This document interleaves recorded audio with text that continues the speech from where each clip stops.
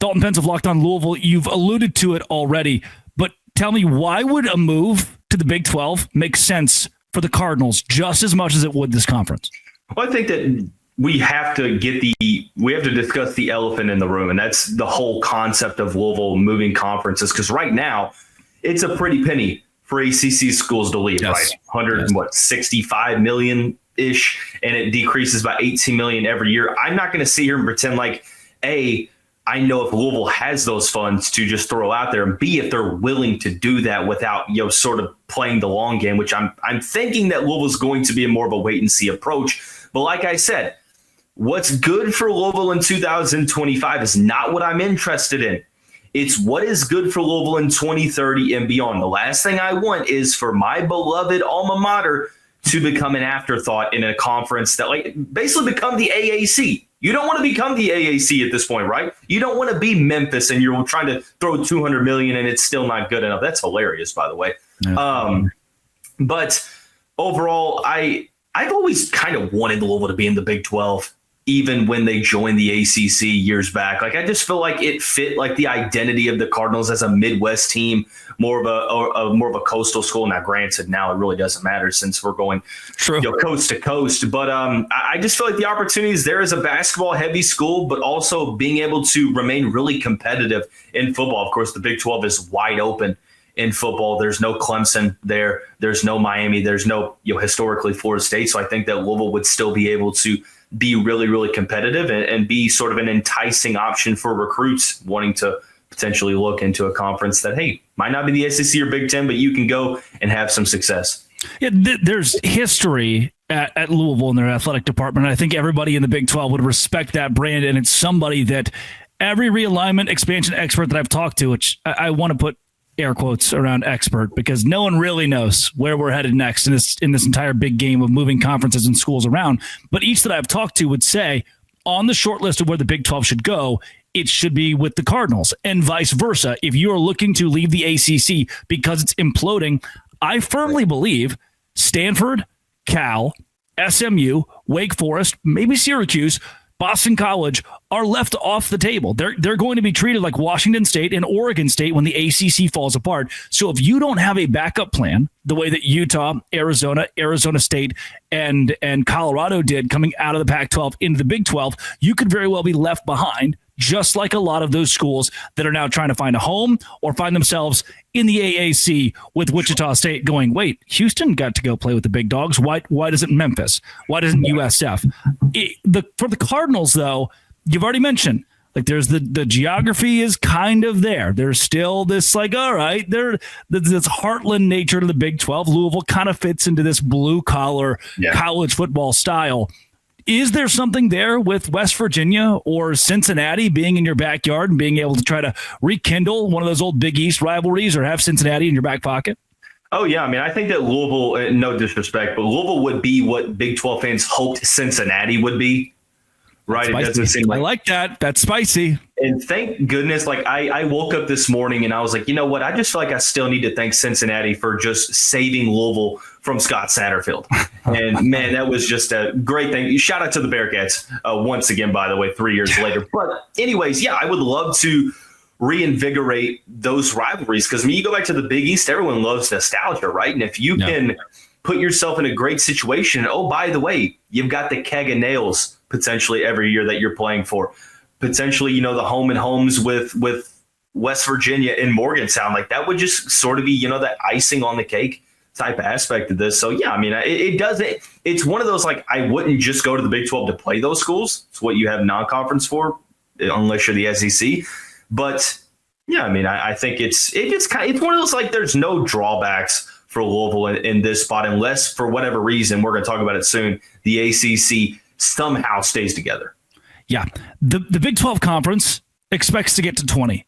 Do you think when all this unravels in a year, 2 years, whatever, North Carolina, it seems like, so I'll back up for those who are like, why are they even talking about this? North Carolina, murmurs last week that they're looking to get out of the ACC and go to the SEC.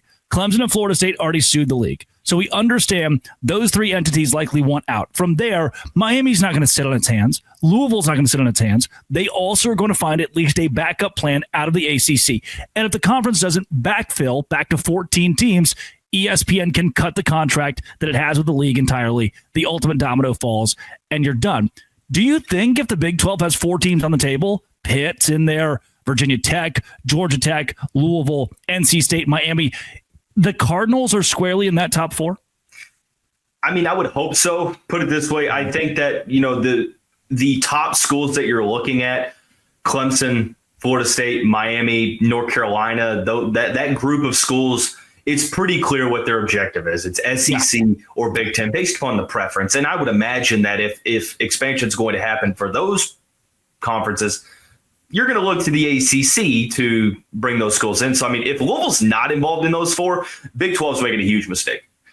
And I wouldn't think that was, was something that Louisville did. If you see the conference crumbling and the Big 12 just says, Louisville, we're good, it would be double the mistake it was when the Big 12 turned Louisville away the first time.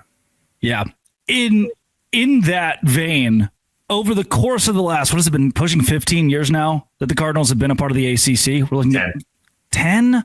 Over the course of the last 10 was this past year. Wow. Congratulations on a decade. Over the course of that 10 years, have we learned that they're a good fit for the ACC, or does it still feel like, hey, we're kind of what West Virginia has been in the Big 12, this wanderer trying to figure it all out?